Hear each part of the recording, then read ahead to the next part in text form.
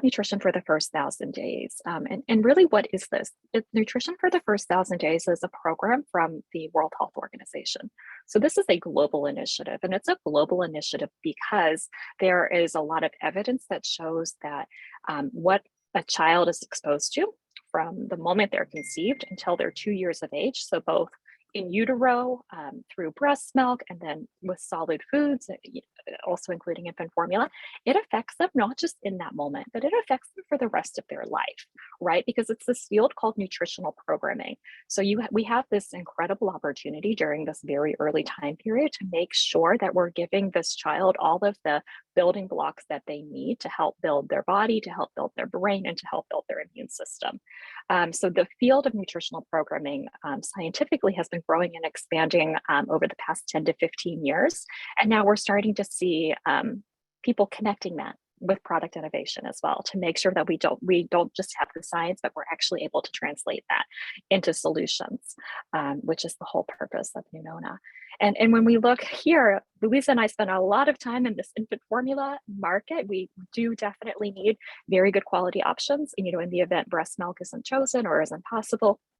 A lot of time in this infant formula field, and we've got a really interesting baby food category as well. But when we look at maternal nutrition, which is right at the beginning of this first 1,000-day period, when the nutrients are needed even the most, there isn't really a category. There isn't really many options for moms. And I suppose as a feminist, as a consumer, it really bothered me to start to painfully experience the fact that we have all of this knowledge, but we're actually not applying it to women's health.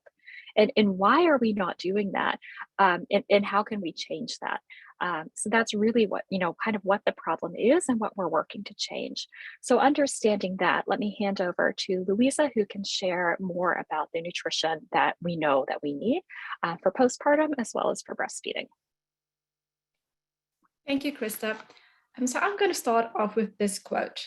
The weeks following birth are a critical period for women and her infant, setting the stage for long-term health and well-being. And this is a quote from the American College of Obstetricians and Gynecologists. And what they did is they put a task force together to look at what is important during the postpartum visit. What do we need to look at? And it's a comprehensive document looking at physical and psychological requirements. Nutrition is a part of that visit. It's an element that needs to be discussed. What's very interesting is that they view nutrition as a support tool. So, and I think that that's what you also need to consider. Nutrition is a support tool. It's not a to-do list, and it's not if you get it right, great, and if you don't, then you're a complete failure. It's really just something to help you to nourish yourself and your baby. So let's look at why it matters specifically for postpartum and breastfeeding. So first of all, once you've given birth, and during pregnancy, your body goes through a significant amount of changes. And optimal nutrition will help your body to recover from that and to help you get back to your pre-pregnancy state. It also helps the risk of developing complications, including infections. It supports breast milk production. Maternal diet affects the nutrient content of your breast milk, and we'll talk a little bit more about this in a few minutes. And then very interestingly, the flavor of your breast milk is affected by your diet. So if you consume spicy foods, your baby will get used to it. And if you want your baby to not be a picky eater later in life, I can definitely recommend that you eat a variety of foods while you're breastfeeding, as then your baby gets exposed to different flavors, and that will definitely help to prevent picky eating later. So in terms of requirements, Krista, you can go to the next slide. There might just be a lag. It's reflecting correctly on my screen. Yeah, no, it's perfect on my side now. So in terms of requirements, you definitely need more energy during pregnancy and breastfeeding. Generally, for pregnant or for breastfeeding, you need about 500 additional kilocalories just for breastfeeding alone compared to your pre-pregnancy state. But we would generally work on 330 to 400, and that is to take in account that you may want to lose a little bit of weight postpartum. So it's subtracting a little bit of that. And then important in terms of energy, you also need to make sure that you consume enough fluids. So fluids, likely 12 to 13 cups a day. This doesn't necessarily have to be just water. it is all fluids, ideally 8 to 10 cups water, or 12 to 13 cups of fluid a day. So where do we get energy from? So there's 3 groups of nutrients that provide energy. That's protein, fats, and carbohydrates. Protein examples is beans, lentils, nuts, tofu, dairy, fish, and meat. Fats, they're very energy dense, so they provide more than double the amount of energy per gram compared to protein and carbohydrates. And that's olive oil, nuts, seeds, and avocados. It's also a very good and very healthy fat source. Then you have carbohydrates. Generally, we want to consume whole grains, and then also all fruit and vegetables, as well as bean and lentils and dairy, will also contain carbohydrates. So why do we need protein, or why do you need protein in postpartum? So first of all, it is required for the repair of tissue and to support breast milk production. So everything your body will make, all cells or everything your body will produce will require protein. Protein is required for the synthesis. How much do you need extra? Well, roughly 25 extra per day. And there we have a list of plant-based food sources of protein. So it's tofu and soy, nuts and seeds, whole grains. It's got a small bit of protein in. And then nutritional yeast is a very interesting one. Nutritional yeast is a powder with a nutty taste. But you can sprinkle it a lot on top of different meals like pasta. And it doesn't not necessarily change the flavor profile of the meal significantly, but it automatically increases your protein intake. And I think that is like a very easy way to increase your protein intake without even trying very hard. And what is important about protein also is that if you consume enough protein, you will automatically consume enough choline. Choline is a vitamin-like component, and choline is important for brain development, for baby, postpartum, as well as during pregnancy. So important to have enough protein. If we look at fat, actually, you need quite a bit of fat in your diet to stay healthy. You need about 20 to 35% of your total energy intake should come from fat. Plant-based sources is olive oils, or all your vegetable oils, avos, nuts, seeds. But why do you need it? So first of all, it supports hormone balance in moms. So it does help to prevent postpartum depression. And it's specific fatty acids in, you get different types of fatty acids, but specific fatty acids will support cognitive development in baby. And that is generally your omega-3 fatty acids, and specifically DHA. Fat is also required for the absorption of your fat-soluble vitamins. So that's vitamin A, D, E, and K. Just a word around the fat required for brain development. If you do not consume enough DHA in your diet, so if you do not consume enough or oily fish at least twice a week, you may need to supplement your diet with about 200 to 300 milligrams of DHA. And I've already mentioned that it's important for brain development, but just to help you understand how important it is that at birth, your baby's size, the size of your baby's brain is a quarter of what it will be as an adult. And then it doubles during the first year. And by the time your baby's 3 years, the size will be 80% of what it will be as an adult. And by the age of 5, 90%. So making sure that you provide your baby with nutrients while the brain is growing is especially important during the developing years. So looking at carbohydrate, the last energy providing nutrient, ideally we recommend that you consume whole grains, because whole grains will make sure that your blood level stays stable. But carbohydrates are really your body's preferred energy source, including your brain. So if you want to make good decisions, make sure that you consume enough carbohydrates. Fiber is a specific type of carbohydrate. So once you ingest it, it doesn't necessarily get used by the body, so it doesn't contribute to a significant amount of energy. But in your gut, there is good bacteria, we call them probiotics, and they feed on fiber, and they prevent or support immune system amongst other functions. But there is something what we call the gut-brain axis. And what it actually means is that some of these good bacteria gets transferred from your gut to your breast milk. And then by your breast milk, your baby can also get that. So making sure that you consume enough fiber indirectly help you to make sure that you support your baby's immune system. There we have a list of plant-based food sources. I'm not going to go through them in a lot of detail. I think we can go on to micronutrients. So this is the interesting part. Certain micronutrients increase significantly during lactation, whereas others stay consistent, and some do not change really during pregnancy and lactation, and examples up on the screen. But we've talked about macronutrients up to now, and the macronutrient profile of breast milk stays fairly consistent between women. So there is a range of what protein, carbohydrates, and fat will be in breast milk. But for certain micronutrients, for certain vitamins and minerals, the quantity in breast milk is directly related to what you eat. And these are vitamin A, C, D, E, and K, also iodine, B vitamins, such as folate and vitamin B12, and certain fatty acids, and that is like, for example, DHA. So if you do not consume enough of these, then automatically your baby will not get some of these.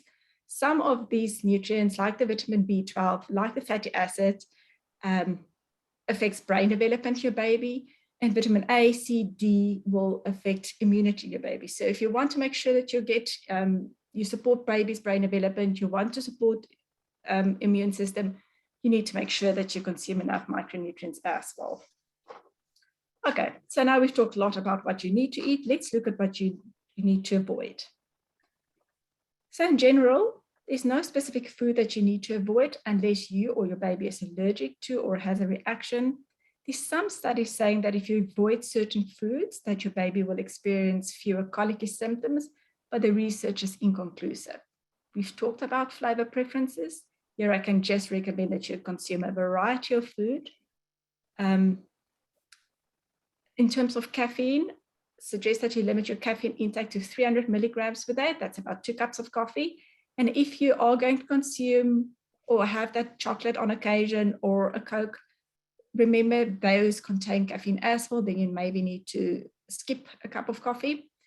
Some babies are not fazed by caffeine intake at all, whereas others can get fussy. And also depends on the age of your baby. So for a newborn baby, it will literally take days to clear from the baby system, whereas for a 6-month baby, it's a few hours. In terms of alcohol, we recommend that you wait at least 2 hours before you breastfeed, just so that it can clear from your bloodstream. And then herbs is always an interesting one.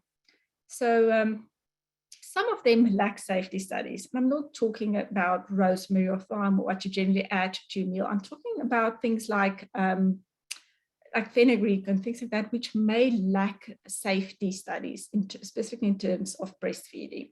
So make sure that you rather just double check if the specific herb is safe to consume before you consume it. And then let's put all of this into practice. So just a few tips. Eat regularly throughout the day. If you find that you're constantly snacking, maybe you need to make sure that you consume larger meals. And then we recommend 3 meals a day and 2 to 3 snacks. Make sure that you also drink enough fluids, because that can maybe also be a reason why you feel hungry all the time. And when you do eat, make sure that you have a variety of food and make sure they're nutrient and energy dense. Forget about dieting at this stage. And then because you have a newborn baby, life has changed and it will take a while for you to get into a new routine. And to help you, just try to have snacks on hand that is easy to prepare. So healthy snacks that you can just maybe eat with one hand, or chopped veggies that's just easier to prepare. And then very important, I know this is probably the hardest of them all, try to reduce your stress levels. And then Thanks, I think... Louise. Yes, so that's very comprehensive, very high level. There's an opportunity to ask questions if you have any. But what we wanted to share is kind of understanding this information now. There's, you want to get a variety of food, you want a variety of nutrients, you want things that are easy to eat. How do we how do we think we could add value to this space and really take this science and translate it into an actionable solution, right? So this is our debut product. It is called Nunona Mama Balls, and really the whole focus of it is purely to nourish you, to understand.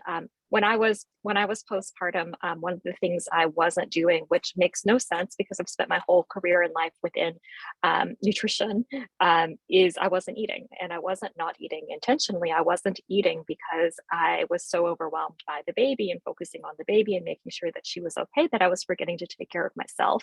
And of course, it's one and the same, especially if you're breastfeeding, because as we've learned, the quality of your nutrition actually influences the profile of your breast milk. So this is how I solved it actually for myself. It's these whole food plant-based energy bites, but we're only using whole foods. There's nothing synthetic, and we've pulled in specific foods that have the nutrients that actually you need when you're postpartum and breastfeeding. So it comes in a pill box. Which is just to remind you to eat. So you have your days of the week, and it's a sleeve a day, just really to remind you to eat 4 energy balls a day, but they're incredibly energy and nutrient dense. So within these 4 energy balls, you're getting about 300 calories, as well as these micronutrients that we know are very important for when you're postpartum. We're focusing on superfood flavors, and it's very easy. You can sign up, and they're constantly delivered straight to you. So you don't have to leave the house or do anything additional. So just a little look at what they look like and the different superfood flavors. We have this cashew confetti one, which is really just to celebrate new moms, to celebrate you, pack it in your hospital bag. And then a cashew matcha, lemon, peanut cocoa, and almond coconut. So really, when it comes to the formulation and how this product comes together, it's about supplying whole food plant-based nutrients. Everything is organic, convenient, and then very nutrient dense. The ingredients that we use are ingredients that you recognize, right? Oats, but we use oats because they're a great source of iron. They're also going to help stabilize your blood sugar levels. Dates, they provide a great flavor, but they're also a really good source of fiber, which we spoke about, and that can actually influence your gut microbacteria as well as help with your breast milk and help with baby's immunity. Nut butters for the nice high source of protein. Flax seeds are a great source of plant-based omega-3, which goes on to help enhance the profile in your breast milk and helps with baby's brain development. And then brewer's yeast is a great source for micronutrients, it's specifically B vitamins, which are very important for the profile of breast milk as well. So just this really convenient, really nutrient dense form of nutrition to help you with snacking postpartum, because you will know if you've been there, or if you're still pregnant, you will soon realize when you're postpartum, when you're breastfeeding, it's about 500 extra calories a day. And more likely than not, you're constantly going to be hungry. And when you're hungry, you are so hungry that you feel like you should have ate 10 minutes ago. Not like anything you eat in that moment, it just never feels like enough. So just organic, whole food, plant-based, clean nutrition that is actually formulated specifically for postpartum. And then as we get into it, and as you kind of in science, because you need to remove all of the variables, we tend to isolate things. But breastfeeding is incredibly complex, and that's why we invited Jada to join as well. And we're soon going to hear some basics when it comes to breastfeeding, because the nutrition is what you put into your body, but in order to get it into your baby, you have to make sure that you know how to get it out. So when it comes to this equation for breastfeeding success, we kind of looked at it. The first part is something that we will talk about. That is incredibly important, which is just to decrease stress. And this in and of itself is very complex, because it has to do, with society, with paid leave, with all of these very different dynamics of how are we supporting women postpartum. And by having those in place, we will be able to decrease stress. But unfortunately, kind of at this point, it's something that we have to plan and take on ourselves. Just making sure that you're planning for this, or that you're not afraid to ask for help. And the reason being is there's actually a relationship with stress that affects the profile, the immune profile of breast milk. But the other thing that stress does is stress can also make it really difficult to produce breast milk, right? So it's one of the things that you kind of want to get ahead of. It's a crazy, beautiful time, and it is a little bit stressful, especially if you're not sleeping and everything else compounds. But trying to plan for this, trying to make sure that you have support systems in place. It's going to be better for your body. It's going to be better for your ability to produce breast milk, and it's going to be better for the actual profile of the breast milk that the baby is receiving. One of the ways you can reduce stress is by making sure that you are eating enough, that you have food on hand. It's one of many ways, but we're focused on nutrition.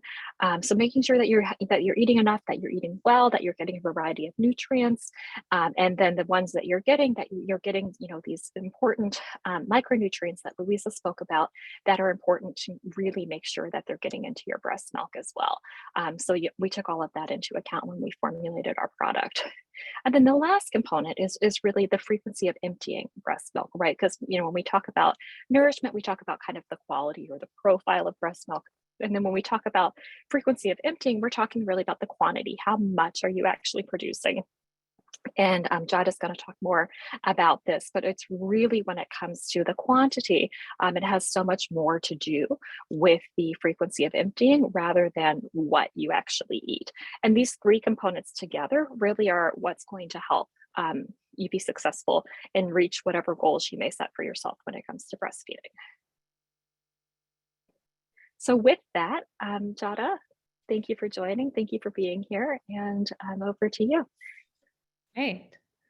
So some of the things we want to think about, as Krista said, are the very early basics. That the fundamental way that breast milk production works is by frequency of feeding or emptying the breast, as she was saying. And so we like to say more milk out means more milk made. And, you can be emptying the breast through the baby nursing on your body or body feeding, or through pumping, hand expressing, or using a breast pump to remove the milk. But if we're not removing the milk frequently enough, or properly, and that by properly, I mean with an ideal latch. So if you are feeling a lot of pain, for instance, that's a sign that something's not going right and that you want to reach out for extra help. So I think understanding how lactation works does make a huge difference in the potential, lactation success that a person can experience. So I do recommend coming to one of our lactation classes at Boober.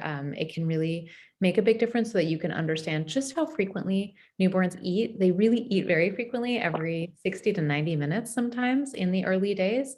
And that sometimes makes us feel like we don't have enough milk. And then we might actually start to supplement when we didn't need to. Sometimes, of course, you do need to, but fundamentally, if you start to understand like, oh, the baby, they have these very basic needs and they have this teeny tiny stomach and they're going to need to continually get that milk in. So it can be as often as every 60 to 90 minutes. It can be, about up to 15 times per day in the first few days. So it seems like a lot, and it is, but they're just getting these little bits and they're replenishing themselves and they're telling your body to make more milk. And so it's all part of this kind of the early days of the milk building phase. Some other things that can really help you get off to the best start are just really understanding that, talking to your midwife or doctor now makes a big difference, right? That having skin to skin contact, if possible, it's not always possible if your baby needs extra care, but talking to your midwife or doctor now about how will they help you if you're planning to breastfeed? How do they help you get that off to the best start? Can my baby stay in skin to skin contact, which does encourage more access to the breast or chest, and that gets that baby going. That can be really helpful. Working with a birth doula or a postpartum doula also can help support you getting lactation off to the best start, but just really fundamentally understanding that pain is a sign that something's not going correctly. Like, you may have heard it can be painful. And here's some of the basics that I stated. Yeah. So just really top points are learn a lot about lactation, breastfeeding, body feeding, how it works before you have the baby. Understand that this production works by more milk out is more milk made, and that skin to skin is going to really support. And if you can't have skin to skin right away, whenever you get back together with your baby, whether that's a few hours later or some days later, starting that skin to skin contact and reconnecting in that way can really help. If we are separated from the baby at all in the early hours or days, remembering that pumping will become important, hand expression or using a pump to get that milk out. use pain as a guide. If you're really experiencing pain, probably the baby's not latching well, and it's going to mean that the baby won't latch on for as long as they should or as efficiently as they should, and they won't remove enough milk from you to drive your milk supply up. So let's use pain as a reason to, you can reach out to Boober, you can get a very quick connection to a virtual or in-person lactation consultant, depending where you are. And then of course, don't judge yourself. Easier said than done for all of us often, but just recognizing that you're in a very steep learning curve and giving yourself some space to figure it all out, to know that sometimes and often we do need extra help, and that there's no shame in reaching out for support and looking for people to help you if you need it. And I'm also the first to say that lots of people don't need lactation help because the baby will just latch right on. But just know that if the baby doesn't, there really are resources for you. And that really big, important thing, that it's common, but not normal. So if you look like this person here and you're squinting your eyes and your shoulders are hunched and you are dreading each feed, that's a reason to reach out. Also, if your nipples are looking flattened or like the edge of a flat, I'm sorry, I'm just forgetting. What is the name of not screwdriver, not Phillips head, just a flathead screwdriver. It shouldn't look compressed and pinched. Cracked bleeding nipples are not the norm either. People are always asking me, so what kind of cream should I buy ahead of time for my cracked bleeding nipples? And I'm like, wait a minute, that might be common, but it's not normal. We need to fix that latch and figure out what's going on. So use your pain as a guide to get support. Great. Yep. So now is the time for any questions you may have. You can go ahead, pop them into the chat, pop them into the Q&A, and have specific questions or specific answers to any questions or challenges that you may be going through. We will give it a few minutes, but then equally go ahead and progress through depending on what comes in. So as you're perhaps thinking about some of them, I want to go ahead and share that we're leaving you with a special gift. This is something that you can take a screenshot of, you can kind of note down. It's really just putting it together when it comes to the quality component as well as the quantity component when it comes to breastfeeding, right? So the top 6 tips, if supply is low, which Jada just reviewed, more milk out is more milk, or more milk out is more milk made. Yes, that's right. It's so catchy, but I think you need to say it a few times, right? And making sure, one of them are you eating enough? And when it comes to nutrition, really think about what you're eating. Realize that what you're eating ultimately is reaching your baby, and that the macro profile, the carbs, fat, and protein will stay the same, but what makes that up and the micronutrients are highly variable when it comes to a few of the key ones. So really understanding that nutrition still matters postpartum. Are there any good resources for recipes for nourishing breastfeeding moms? Recipes for nourishing breastfeeding moms. Good resources for recipes. Can anyone think of anything? Yeah, there's a great book by Han Oh. It's called The First 40 Days. Mm-hmm. And that's a lovely book, nutrition based, but recipes and other things to consider. Here, I'll type it in. Thank you. Yeah.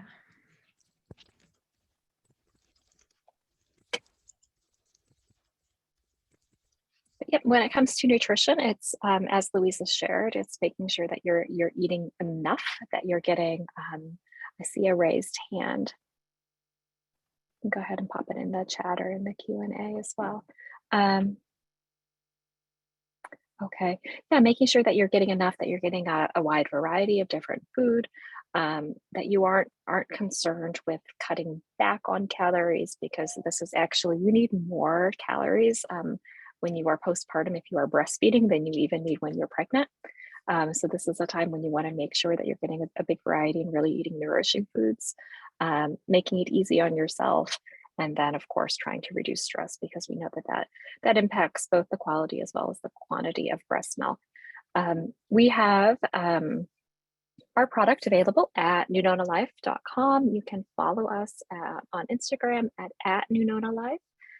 And if you're interested, we're offering a very, very special, very exclusive offer for 25% off your first purchase with code M+A, so Monica and Andy 25. You can go ahead and use that. And then, of course, we've got the details for Boober here as well. If you need to reach out for support, their website is getboober.com, and you can find them on Instagram at getboober as well. And we pop back into the questions. I see one coming through here. My baby's nearly 8 weeks old, and each nursing session is taking an hour or more, and he's nursing an hour and a half after the previous feeding. What could be causing this, and what can I do to improve his feeding time? I think, Jada, that's a question for you. So the nursing sessions are really going on for an extended period of time. Okay.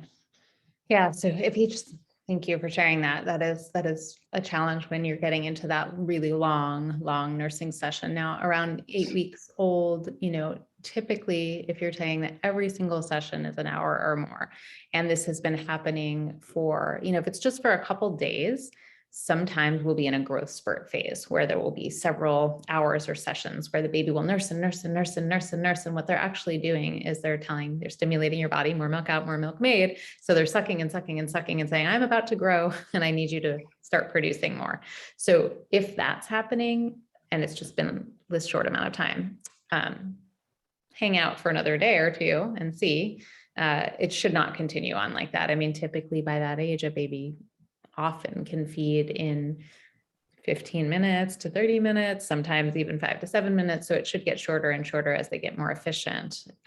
So if you're nursing every single time for an hour or an hour and a half, that says to me that potentially, and I can't diagnose in any way because I'm not even able to talk to you or see anything that's going on. It would be a reason to reach out to a lactation consultant to see, is there something going on with the tongue? I don't know if the baby's ever been diagnosed or looked at to have, do they have a tongue tie? Possibly. Sometimes when there is a tie present, you may also, if you hear clicking and slurping during the time, do they fall asleep a lot through the feed? Are the lips quivering during the feed and they just stop because they get tired? It could be that that's what's going on. Could be just something going on with the tongue functionality, not necessarily a tie, but that they need a little work in terms of, you could work with a physical therapist. There are things that can be done, but a lactation consultant in this case, for somebody who's really having very exceptionally long feeds and it's feeling like you're not, that the baby's not getting enough efficiently or quickly enough, then I would recommend reaching out, and I'll drop our link in. We'd be happy at least to talk with you and see what we can do to support. Thank you. Then we have another question from Rachel. Are all Nunona products gluten-free? That is a good question. The source, the only real source of gluten when we look at our ingredients would potentially be from the oats. So we buy certified gluten-free oats. But then we're also using brewer's yeast, and brewer's yeast can be made out of barley.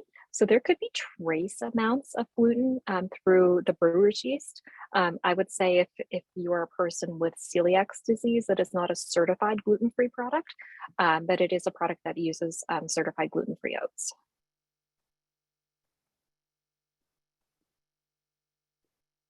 Any other questions? Okay.